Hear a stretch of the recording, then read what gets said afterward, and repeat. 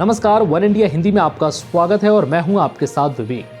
Corona काल में जब लोग खाने पीने और नौकरी के लिए तरस रहे थे, उस दौर में 10 अरबपतियों ने इतनी कमाई की जिसका आंकड़ा आपको हैरान कर देगा।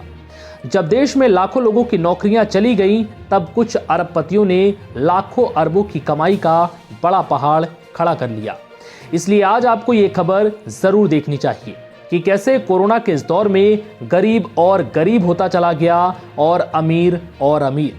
ऑक्सफैम की नई रिपोर्ट से पता चला है कि कोविड-19 महामारी ने भारत और दुनिया भर में मौजूदा असमानताओं को गहरा किया है। द इनइक्वालिटी वायरस नाम की रिपोर्ट में पाया गया कि जहां एक तरफ महामारी के चलते अर्थव्यवस्था ठप हो गई, लाखों गरीब भारतीयों की नौकरियां चली गई, वहीं इस दौरान भारत के सबसे अमीर अरबपतियों ने अपनी संपत्ति में 35% की बढ़ोतरी की।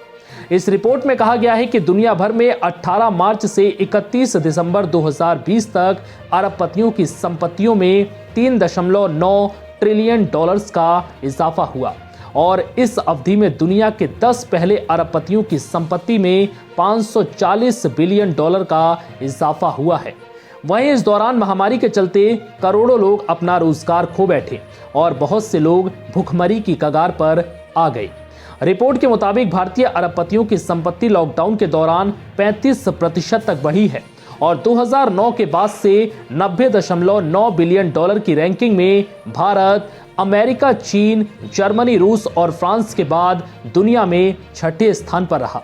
ऑक्सफैम की गणना के अनुसार मार्च के बाद से भारत सरकार ने लॉकडाउन की घोषणा की। ये संभवतः दुनिया का सबसे सख्त लॉकडाउन था। इस दौरान भारत के शीर्ष 100 अरबपतियों ने 12.97 ट्रिलियन रुपए की वृद्धि देखी। ये इतना पैसा है कि अगर पूरी दुनिया में बांट दिया जाए तो हर एक के हिस्से में 94,045 रुपए आएंगे। वहीं अप्रैल 2020 के महीने में हर घंटे 1,70,000 लोगों ने अपनी नौकरी गंवाई।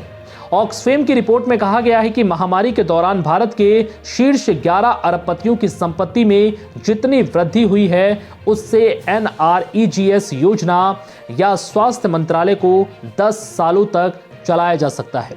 लॉकडाउन के दौरान सबसे ज्यादा मार इनफॉर्मल सेक्टर पर पड़ी थी। महामारी के चलते 122 मिलियन नौकरी का नुकसान हुआ, जिसमें 75% इनफॉर्मल सेक्टर से थी। फॉर्मल सेक्टर के लोगों ने घर से काम करना शुरू कर दिया था, लेकिन इनफॉर्मल सेक्टर के पास ऐसा कोई विकल्प नहीं था, जिसके चलते उन्हें काफी नुकसान हुआ।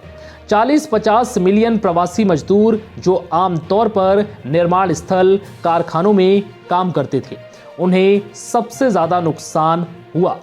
महामारी ने स्वास्थ्य और शिक्षा की असमानताओं को भी जन्म दिया। फिलहाल इस वीडियो में इतना ही। नमस्कार।